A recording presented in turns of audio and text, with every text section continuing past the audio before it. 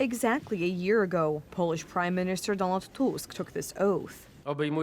Upon assuming the office of Prime Minister, I solemnly swear that I will remain faithful to the provisions of the Constitution and other laws of the Republic of Poland. Unfortunately, it turned out that even the Prime Minister's oath does not apply. The constitutional right of clemency, a presidential prerogative never challenged in the past, was completely violated in the case of MPs Mariusz Kamiński and Maciej Wąsik. Let's recall, the politicians being guests of the presidential palace, in the absence of Polish President Andrzej Duda, were detained by the services and sent to prison. Niech żyje nasza Polska!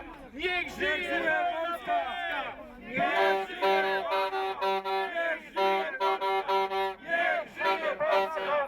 The MPs went on a hunger strike in an act of protest. Polish President Andrzej Duda, in order to break the lawlessness, pardoned both politicians again.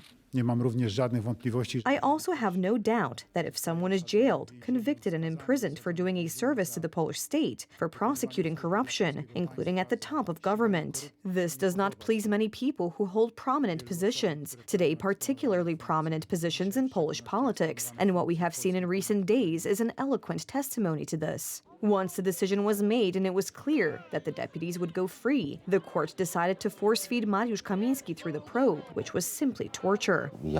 I have had a problem since I was a child. I have an improperly shaped nasal septum, so they were not able to insert these probes through my nose, although they have tried several times. It was painful, extremely painful, physically speaking. In the end, they inserted about half a meter of a plastic tube into my esophagus. Months passed, and the government needed any kind of success to satisfy the most radical voters. A few days before Easter, the services, breaking the law, searched Zbigniew Ziobro's house. Zbigniew Ziobro, who is battling severe cancer, had to stop treatment and risk his health to come to the site.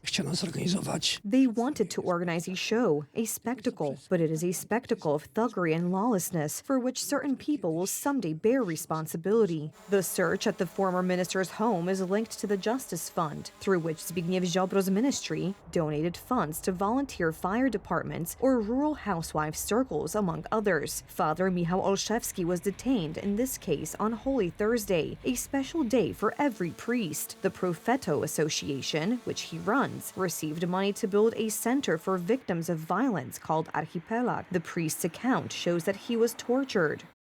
When we arrived at the detention center, I heard that there was nothing left at that hour, neither dinner nor water. I begged for half a bottle of tap water, which was given to me in a bottle that had been sitting empty in the cell. In the morning, when I asked to be led to the toilet, I was told, "You have a water bottle, piss into it." At the same time as the priest, two former Justice Ministry officials were detained, Ms. Urszula and Karolina. All three were released only in October after posting bail. The women, like Father Michał, were treated in an inhumane manner. The car to which I was led to was parked at the other end of the street and I was handcuffed. Why didn't they park near the house? I have no idea, but it was humiliating to have to walk to the other end of the street in handcuffs when all the neighbors were also awakened by this whole thing. What time was it? It was 6 in the morning. Political revenge does not only apply to individuals, but also to entire groups. The politicized State Election Commission has decided to strip Law and Justice of its electoral subsidy, which in the face of the presidential campaign could realistically affect the fate of the entire country. The Supreme Court ruled that it was an illegal decision, but experience teaches us that Donald Tusk's team disregards court decisions, citing the supposed restoration of the rule of law.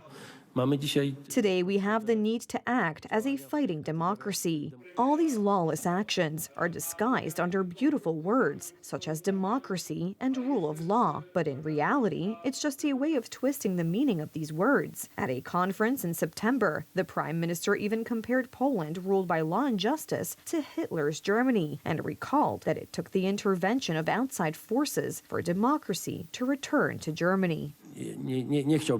I would not like us in Poland to ever find ourselves in such a situation that an external force is necessary to guarantee our constitutional order. It would be a tragedy. These words are dangerously reminiscent of the rhetoric of Wojciech Jaruzelski, who during the imposition of martial law also threatened that if the political party and the military did not clean up Poland, external intervention would be inevitable. As you can see, the December 13th coalition received such a name for a reason.